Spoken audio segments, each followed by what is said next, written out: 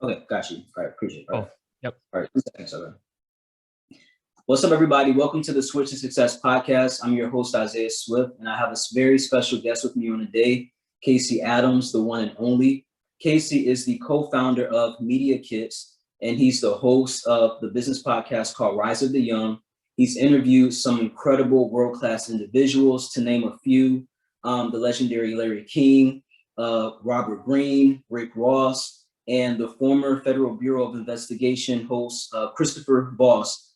Just to name a few notable figures. Over the past few years, Casey has traveled all over the country, sitting down with high-level entrepreneurs, executives, musicians, well-known authors, and throughout the process, Casey has become one of the most connected Generation Z figures of this time. Casey, thank you for being on the show today. Isaiah, quite the intro, my man. I appreciate it. How are you feeling?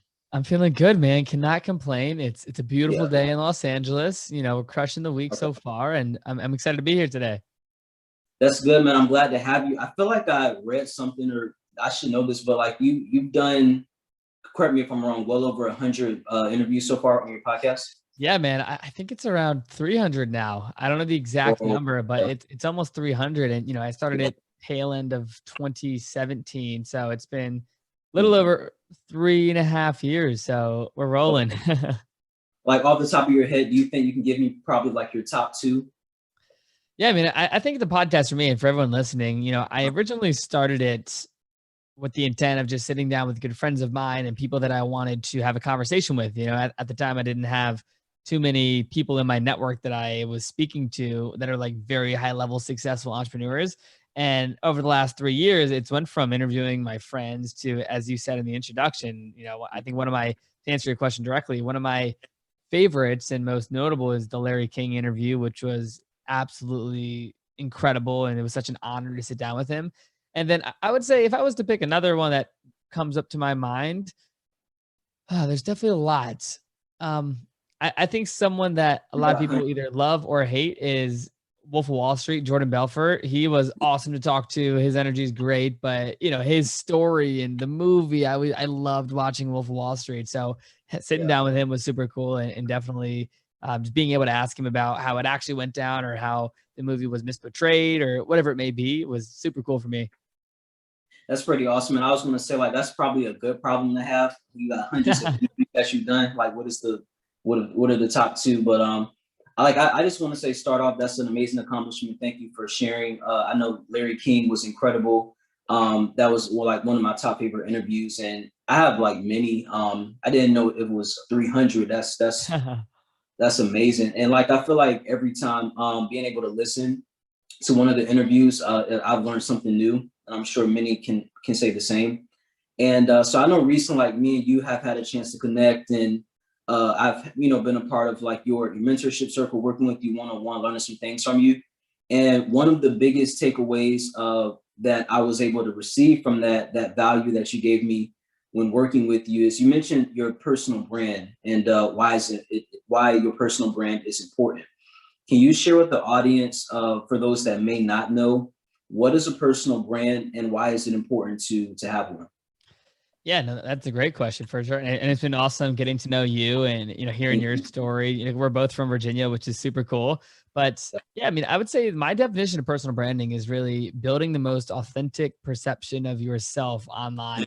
And what I mean by that is at the end of the day, all of us have a personal brand in real life, right? If I meet you in person for the first time, you have your first interaction of somebody. You see how they operate, you see how they look at you, you see their posture, right? Like that's your like first impression. But we also all have a digital footprint and a digital presence to maintain, which I look at as a personal brand online.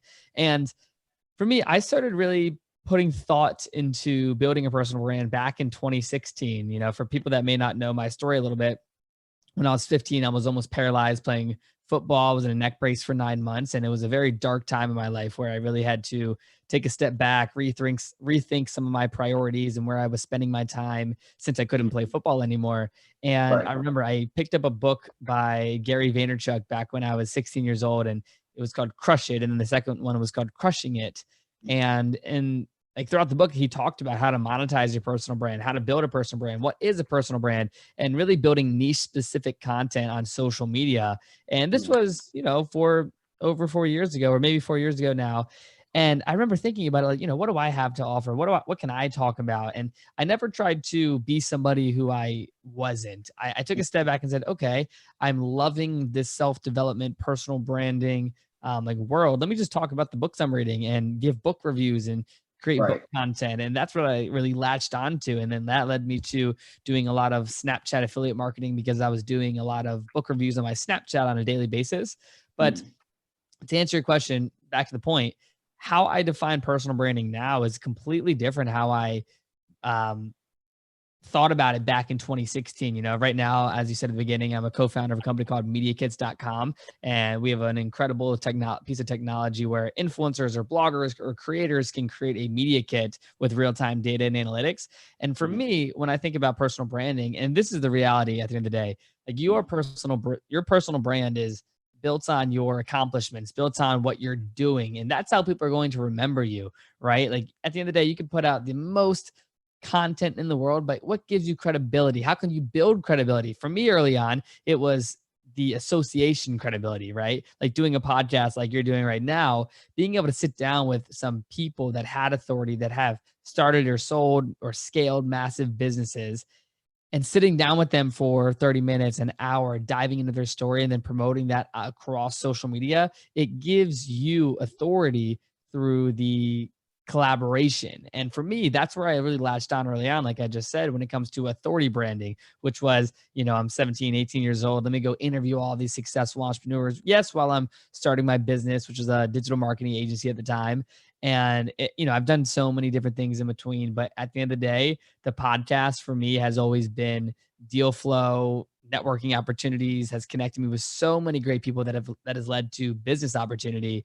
And it's just been a vehicle that, like, still to this day, I have so much to work on when it comes to my personal brand, right? Like we all see TikTok and Twitter and Snapchat and YouTube and Instagram and all these different platforms, Clubhouse now, where it's hard to find time to do it all. And I know I have so many places where I can continue to improve on, but it is a very important asset for everyone listening, even if you're necessarily not in the business world. Like, who do you come across as on social media right when someone sees you? Even if you're just meeting someone on the street and you want to say hello, like what's their first impression? But we can dive into that if you'd like to. But at the end of the day, personal branding has changed my life in so many ways of connecting with people, and I'm going to continue to focus on it because it's led me to not only great people but great opportunities. Oh, I cannot hear you right now. Can you hear me? I cannot hear you anymore. About now. Yep, you're good. That shit out was good. That's good. But it was so much gold in that. I heard everything you said. It talked about personal branding. And one of the things that stood out, I don't know if anybody caught it, but you mentioned you were paralyzed and basically almost paralyzed. And basically, but you didn't let that situation, hold you down, and you were kind of able to progress through that. And it led to you, creating so many opportunities for yourself. And recently I was on IG and I was reading something about how it was a post about Steve Harvey. And somebody was saying, the reason why Steve Harvey can start a cigar company, the reason why he can do comedy, the reason why he can promote a car insurance company and have his hands in so many different things is because his personal brand. But it's not so much the various businesses that he has. It's pretty much your personal brand is you building the business of you, people trusting you, and then your endeavors are pretty much going to be successful because of that. Like, would you agree? That's what ties into your personal. I love the quote by Jay-Z. He says, "I'm not a businessman, I'm a businessman." And what he means by that is his personal brand is a business more than he is a businessman, right? Like he's signing deals with all these different brands because he is who he is as an individual. And yes, he has a track record and a successful career. And I think to your question of, do I agree with that? I absolutely agree that having a very notable personal brand is incredibly valuable for business success. But at the same time, like, as I've been getting to know so many different people in different industries, some of the most interesting, successful people also don't have any personal brand. They're the low key people on social media. They're the people that you would never even know. And they're the people that did stuff behind the scenes. And yes, they might have a LinkedIn or whatever it may be. But I don't like to say like, if you don't have a personal brand, it's not going to like put you in front of the right people, the right opportunities. But I do think in 2021, as someone who's young, I'm 20 years old right now, and there's so much opportunity with connecting with great people and opening doors to so many different situations with a personal brand, right? Like there's a Yeah. quote where it's getting people to know, like, and trust you will open up so many doors. And I do agree with that because at the end of the day, even if technology wasn't around, in order to go make stuff happen, you had to go knock on doors. You had to go walk up to someone and say hello. And you can really speed up that process on Right. social media. And by building a personal brand, it doesn't just speed it up, but it gives you instant authority in whatever niche you're trying to brand yourself in. For me, I really like to stick on to the podcast and now MediaKits, which is the software company. But Right. my personal brand has changed so much. And I think that's one of the most important things is, as an individual and the different endeavors you step into, you are going to change as a person, and that will change your personal brand over time. And I think it's about maintaining that to the best of your ability. But I agree that it gives you not only opportunity, but business success on what you attach to. Like I know if I go, get a piece of equity in a company, which I've done many times with different, business partners, they're betting on me to not only just come in there and help them, but they know I have great relationship through my podcast and through meeting all these people. But my personal brand is something that they want on their cap table because they know I can bring a lot to the table based on what I've shown on social and my quote unquote personal brand online. Like I met a guy today who we were pitching for Media Kits, and he wanted to get involved because he just saw me as this young hustler and on Instagram and saw what I was doing. And he was really impressed. Didn't really know who I am in my background, but he wanted to invest. And that's because I had my personal brands very strong the last 4 years. That's amazing, man. You mentioned like something that you were talking way in the beginning, but you were talking about diving into your podcast and writing your book and being entrepreneurial around the age of 16 and 17. Do you mind like sharing what is one mistake you made early on in building your personal brand? Yeah, I mean, I would say one of the mistakes I've made when building my personal brand, at the end of the day, I always believe I could be doing more. Like right now, even I haven't posted that much on TikTok, and I'll answer your question directly in a second. But I feel like I could be posting on TikTok a lot more. I haven't maximized my YouTube over the course of the last couple of years. Maybe because it's a little bit of procrastination, but I haven't made it a priority. And for me early on, I think it was trying to do a little bit of everything, right? Like I think nowadays I've really narrowed down on how I spend my time on social. It's to meet great people, to pitch investors, to get them on board and and to really help fuel my company through my personal brand. But back then when I was first getting started, I was trying to do Snapchat, I was trying to do Instagram, I was trying to do um, like build a Facebook page and do viral videos and all of this type of stuff, which is challenging. And I think the most important thing is like really go in on one thing. Like right now, I think the most important platform for a lot of young creators or even just creators overall, like we talked about, is TikTok. Not only because there's virality there, but you get so much more fulfillment when you have traction, right? So like on YouTube nowadays, it's very hard to just start a YouTube channel, put up some videos and grow to even 100 subscribers. Like that is a milestone when you're first getting started, unless you have a viral video, then, and some crazy piece of content attached to it. But at the end of the day, if you're just putting out content and you're looking to build your personal brand, like start small, make 15-second clips on TikTok, make 30-second clips on TikTok, put out 25 of them in a month or more, and just see what sticks. See if you get any traction, because on TikTok, I feel like you can be the most creative right now. On Instagram, it's very, still to this day, they're trying to break the stigma, but it's very curated and everyone lives this perfect life. And, I'm a victim to that as well. Like I only post I like great pictures on my Instagram and like great pictures with other people. And I know I need to still mentally in my head, like break that stigma of just posting whatever, whenever I want. But to your point, early on, when I was 16 getting into it, I was trying to do everything. I was definitely, like thinking about the numbers, not only the content at the beginning, but I think it's definitely changed over time. And I'm super grateful for how I started learning about it. And I felt like One of the things too, I'll make clear is I'm so excited and thrilled that I started my personal brand when I did, because right now at 20 years old, I have not only so many people in my network that I'm able to build with, but the questions I can ask and the opportunity that's come my way just through, building an Instagram and going all in on that and going to the different events and hosting events, all this type of stuff that is tailored to my brand. It's been incredibly valuable, and it's really set me up for this next decade of my life. Yeah, man, you mentioned something that I really took away. You mentioned something about your network and how people always say your network is your net worth, and you having that under your belt, the fact that you've done over 300 interviews to date. I feel like having a podcast, it really positions you. It's like a win-win. You're not only having a podcast, it makes you a person of value, like it puts you in a position of value, but then you're also on the receiving end as well, because you get to learn and interview people. And that ties into my next question. I was going to ask, like, who is your go-to for advice? So like, think about it. You have all these podcasts, all these Yeah. interviews. Do you ever like go back and listen to like some of the things that you've done on certain topics you cover, or and maybe you like for advice, if we looked at your most recent phone call, like who do you constantly Yeah. reach out? Yeah, and that's a great question, because I mean, at the end of the day, a lot of these podcasts that I do, it's not that I talk to every person like frequently, but after a while, you'll have some of those interviews that you really hit it off with someone, and things start to happen after that. And I think a prime example now that I have to give a shout out to is my good friend, now mentor, business partner, Aristotle Loomis.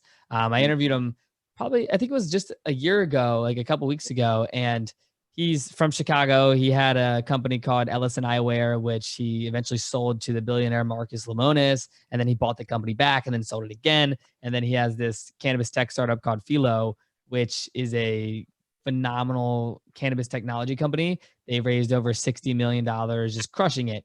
And Aristotle, he's just a hustler, and he does everything at the highest of his ability. And Right. I say that, and I give him such a big shout out, because we did this interview probably a year ago. And I think this is a good story to tell when it comes to like the value of an interview, or just a podcast and relationship overall. We do the interview, at the end of it, I tell him what I'm working on.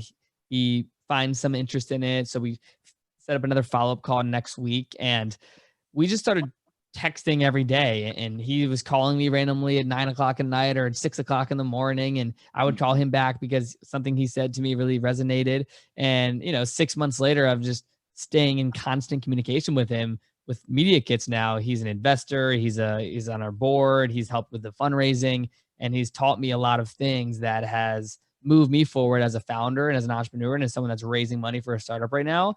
And I talk so highly of him because he doesn't need to be spending his time there, right? Like when you find someone that is really just willing to help you, like keep them close, because so many people, they expect the world from someone, and if they don't get it, they get upset. But at the end of the day, if someone's giving you their time, they could be spending their time anywhere else. He has a wifey and he has things going on and business partners and multiple companies. And for him to just initially just get the ball rolling and ask me what I'm working on and ask me how I could need some help, it really showed to me what a true mentor is supposed to be like.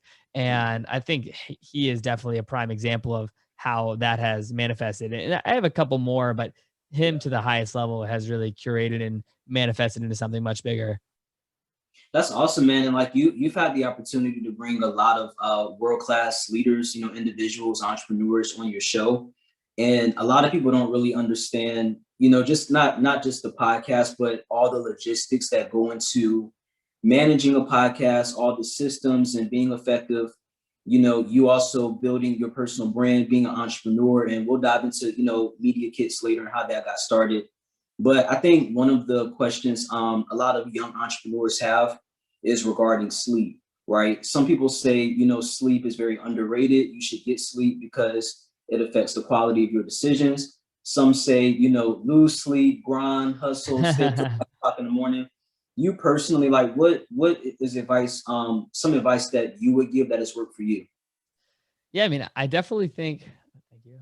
I definitely think that it's different for everybody, right? Like I always you hear the quotes all the time, like, oh, you gotta stay up 3 days straight and grind, grind, grind. Like that's never been my mentality of like not sleeping at all and doing overnighters. I mean, I think occasionally like I'll have moments where I stay up till 3, 4 in the morning, but more recently I try to be very diligent of how I spend my time. I'm typically asleep by 10, 10:30 and wake up at 7, sometimes 6:30 or Mhm. 6, just depends. But for me, I definitely have a lot to improve on that. Like my ideal sleep pattern is like asleep at 10 and awake at 5, 5:30. Like if I can nail that, which I've done consistently over time, but sometimes, you fall off track or you go to sleep later. So you wake up a bit later. And for me, sleep is important because it really gives me that extra energy throughout the day.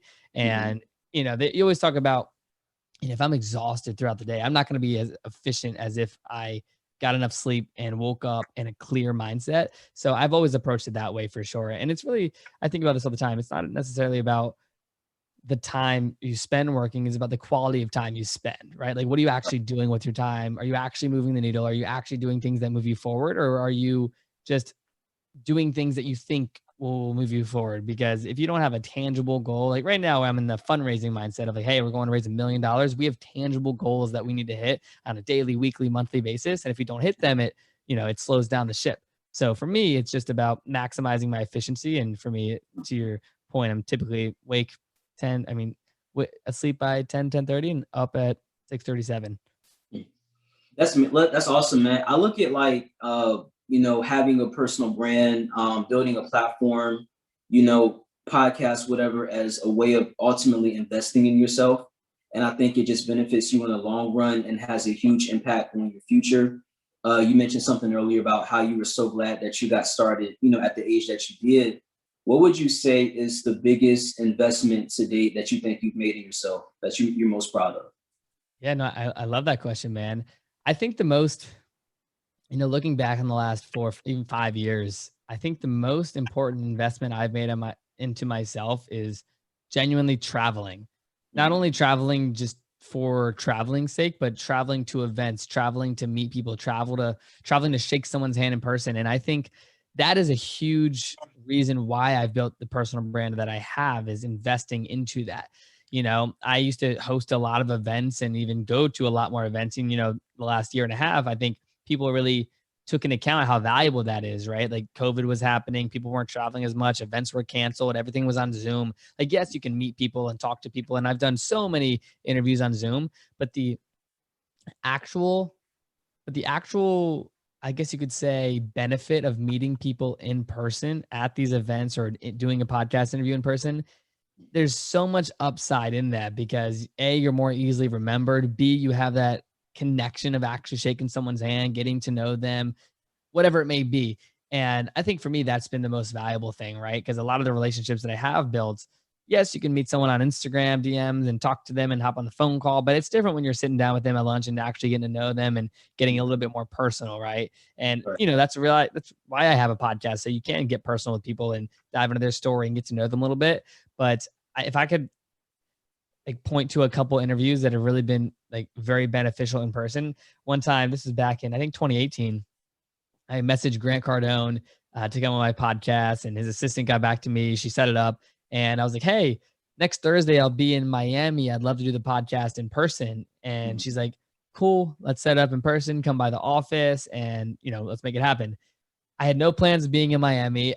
At the time, I've never been in Miami, and then when they agreed to it, I booked a flight and went out to Miami to interview him in person. And I always tell that story not only because it's funny and it's it was a moment that I truly enjoyed, and the interview was incredible, but it shows like how you can get things done and actually be in front of somebody. Because I know I've talked to Grant so much since then. I've spoken at events with him. We talk all the time, and for me, just doing that simple action of showing up and just being there, even though I was in school, even though I had to miss 2 or 3 days, whatever it was, proved to me how valuable it really is to go the extra mile and to do something in person if possible. And I think that's really the mentality I want to get back into here in LA, right? It's you have so much talent all around you for my podcast, for meetings. And yes, it's great to do stuff on Zoom, but nothing beats the quality of in person. And to my point, I would say that's one of the most important decisions I've made the past 5 years, is just reinvesting into traveling and networking because it's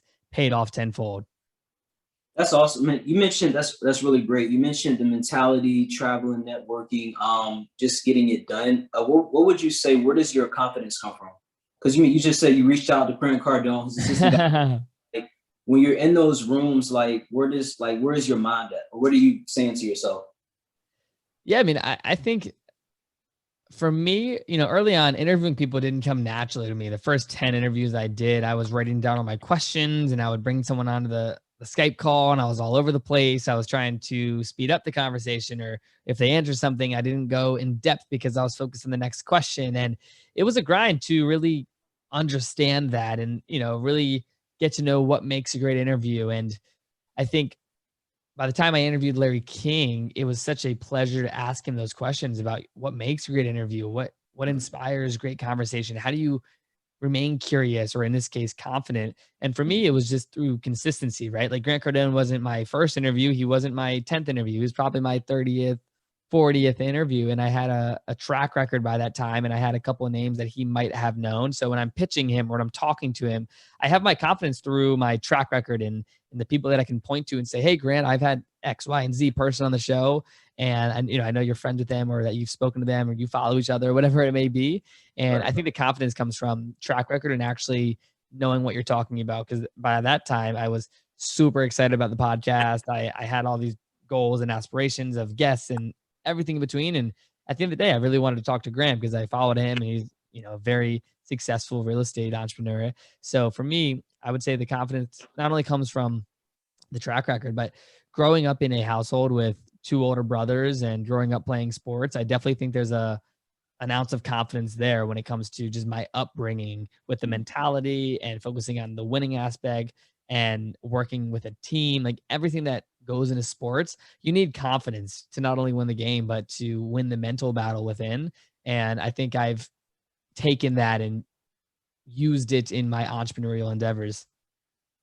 Would you say like having your podcast and writing your book, working on your personal brand, how did that play effect in you becoming an entrepreneur, or transitioning into for example, MediaKits, being a co-founder? Yeah, man, for sure. I mean, I think with writing a book and having a podcast, like those for me are always just cherries on top, right? Like right now, when you talk about my mindset and where I am going in the next 5 years and what my plan is, like with Media Kits, when it comes to different deal structures and raising rounds and going through acquisition with the company and starting an angel investment fund, like those are all things that I'm really heavily focused on right now because I can tell not only it excites me and I'm motivated in it, like those are where I have the most interest, right? Like right now when I interview a venture capitalist or someone that was an early stage investor in Uber or whatever it is, like that excites me knowing that, like at the end of the day, like not what makes a great company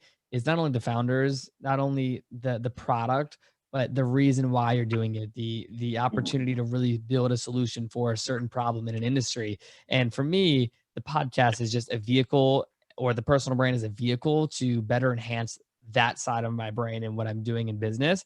But I totally think it's been a very clear path to what I'm doing, because without all of the relationships and without having the podcast, raising money right now wouldn't be not as easy, but as effective as it has been these past 30, 60 days of doing so.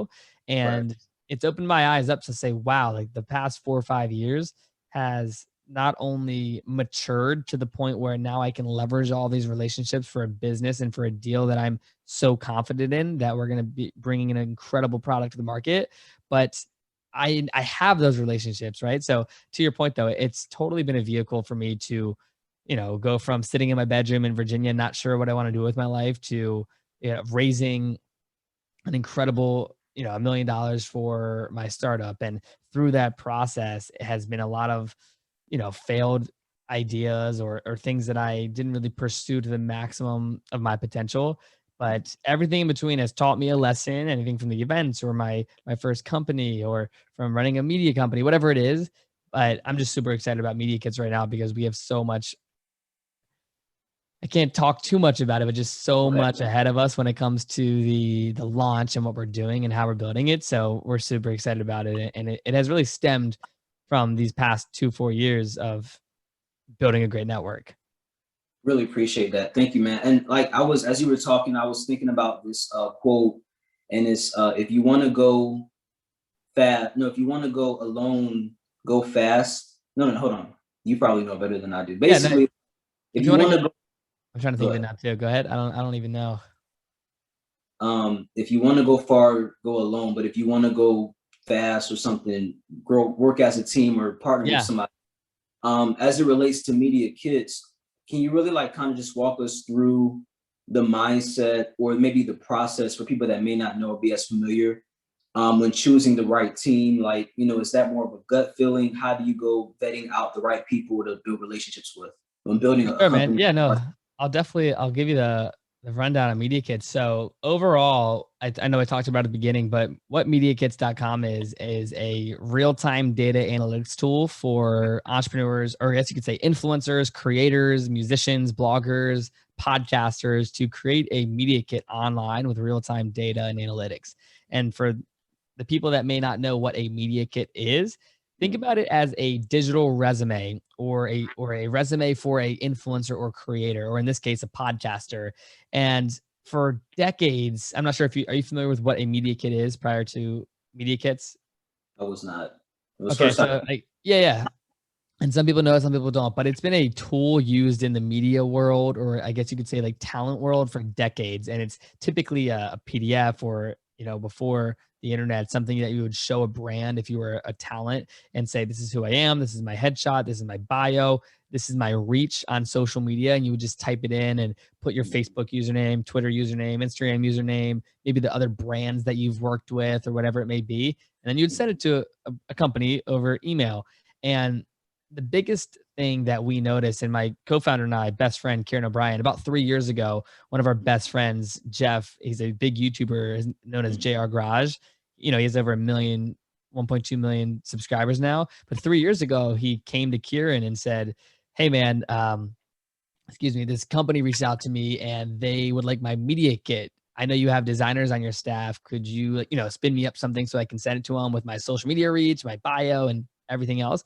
He's like, I'm not really sure what a media kit is, but sure.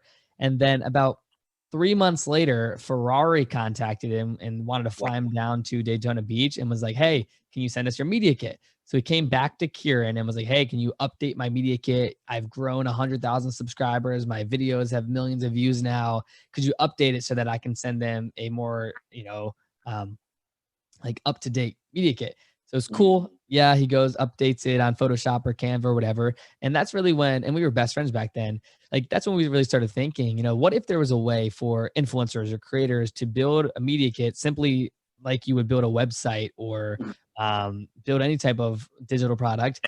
What if there was a way to do that and actually have real time data that never gets outdated? And that's where the idea for media kits came from. So we were both doing our own thing for the 2 years after that initial idea. We didn't necessarily have the time or resources to pursue it, but Yeah. about 8-9 months ago when COVID started happening, we both had some time on our hands and we said, hey, no one's really done media kits or has built a tool for creators to display real-time data in the way that we think it should be done. So let's go ahead and start it. And co-founder and I bootstrapped it for the first initial 5 months, and then I would say like 4 months ago, we really started building out the team, and we have about 8 people right now full time. So we're definitely growing, and it's still, we're not live yet. We're still in beta testing users. We have about a 5,000 person wait list, but we're doing a big launch party in the coming months. And when all the details are out, I'll definitely let you know. But we're super excited about what we're building, not only because it's solving a real problem,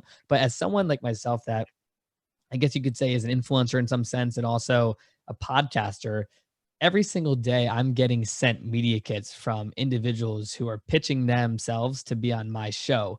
So think about it from a podcast angle, right? Like if someone's pitching me to be on my show, I want to know who they are. I want to know, what their social media links are, their data, what's their reach, because if I have on my show, the cross promotion, et cetera. We've talked about this.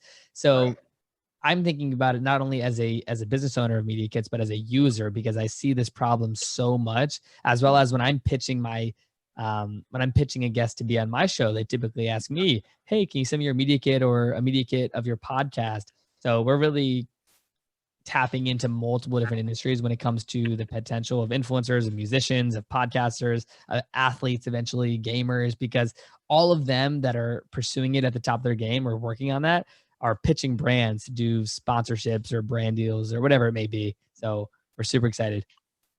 Yeah, man, I feel like there's a lot of unrealized potential in that type of market, because you think of like the past 20 years ago, it was more so about, what's on your resume, like your paper resume Yeah, and or most recent jobs and everything. But now with the online, everything being digitalized, and more influencers and brands are, it's almost like their media kit is the new resume. So I really see a lot absolutely.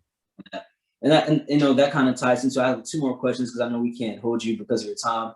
But when people think of an entrepreneur or co-founder, okay, you take MediaKits for example, it's not so much like, you're sitting in an office all day working, or like, demanding or hiring, or, like that. When and where does most of your creativity come from? Yeah, that's a great question. I Mm. think for me, when it comes to creativity, like for me in Media Kits and like the role I play right now as co-CEO and co-founder, we're managing a team. I'm talking to investors. We're thinking about strategic partnerships. We're going over the design and tweaking it. We're asking our developers what's going on behind the scenes and what are the bugs we need to fix, because I'm not necessarily a technical guy. And I think sometimes like doing all of those different tasks on a daily basis can really fog your mind because you're trying to think in like 30 different directions. And I think Right. when I really find the most creativity is when I'm on a run, or when I'm in the gym listening to a podcast, or when I'm reading and I relate it to some problem or solution that I'm going through in my business. So for me, I try to do one, if not all of those different activities on a daily basis. Like I'm really, I go through phases where I read very quickly and I crush books, and then I have phases where I don't read for 30 days, and I don't like that about how I operate sometimes. But at the end of the day, like right now, I'm reading a book about, actually have it right here. It's called Super Pumped: The Battle for Uber, and it talked about the starting and the journey of Uber early on, and just seeing what they went through and the problems they had to deal with puts everything in perspective, and not only gives me creativity, but it checks me on how I'm thinking about things, whether it's I can think bigger, whether it's I need to think about a problem differently because it's so small compared to what they went through at Uber, whatever it may be. So I think it's a game of like learning through others. Like I'm a big fan of biographies and like learning personal stories in like when I read books. So like hearing or reading what people went through Mhm. surprisingly gives me creativity in my own life, because I'm able to take, maybe it's one thing from that book that I can apply to my life that makes me think differently about operations, or think different about building a team or scaling, or raising capital, whatever it may be. But I definitely think those individual outlets, which, like I said, the gym,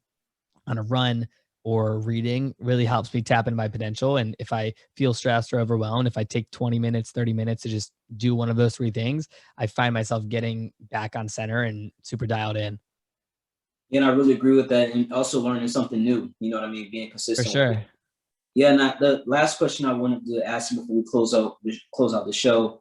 NFTs. I know for people that don't know, that stands for a non-fungible token. Basically means you can't exchange it for something of equal value. I know you've probably, you've had some interest and involvement with that recently. Can you tell me a little bit about like what you've learned, your involvement, what potential you see for the market in NFTs? For sure, man. So I first heard about NFTs in February, so I wasn't necessarily an early adopter in any sense. Maybe in 20 years I'll be able to say differently about that. But when I first heard about NFTs, I was simply like, this makes sense and this will be very valuable from an asset and exchange of value component. And one of my good friends, shout out to Television, he's a incredible digital artist, and he put out a piece and it sold for like 10, 15 grand, or 30 grand. I think the first one was. And I wasn't intrigued by necessarily the amount of money he made, but wow, like someone bought this digital piece of art to display on their computer screen, or infinite objects piece of art, like a frame. And it's a one of one, and it's on the blockchain. Like that whole simple concept of digital ownership on the blockchain really intrigued me. So we started talking. We ended up coming up with this idea of me dropping my own NFT. We did a one-on-one piece, and it was this cool digital graphic that was like me sitting down at a table with Larry King and Mae Musk, and it was supposed to like represent these people and Rick Ross, and it was like this cool digital animation. I'm not sure if you've seen it, but it necessarily wasn't about the art or us selling it for 10 Ethereum, but it was about the journey of learning what the process is of minting an NFT, getting it sold, building up hype around it, doing the marketing, promoting it, all that type of stuff. I definitely learned a lot about the process, and seeing people like Gary Vee launch what he just did and bring in like 30 or $50 million in 2-3 weeks is incredible. And the way he's done that with attaching NFTs to like in-person events, I think you're going to see that happening at concerts or with album releases or whatever it may be in the physical slash digital world. And for me, I just sort of dipped my toes in and learned a lot through it, and got connected with a lot of people in the community, interviewed some people that are OG CryptoPunk owners or just like NFT collectors. So I definitely like got in there, got my hands dirty to learn about it, but I'm not an expert in any sense when it comes to the level of how some people understand it and what they're doing in it. But it's definitely an industry I am watching closely. I continue to just listen to podcasts about it. When I saw Gary's project, I was super impressed and was like, this is so cool. And it got my head thinking. But at the end of the day, I think it's a revolutionary piece of technology that's going to change how ownership is done in the next decade when it comes to concert tickets or getting an ID or whatever it may be. Just the transparency in the blockchain is revolutionary, and it really just comes down to the adoption and how long it takes for everyone to adopt it in like on the blockchain. Mhm. So they're like when it's an online platform where you can buy and sell them.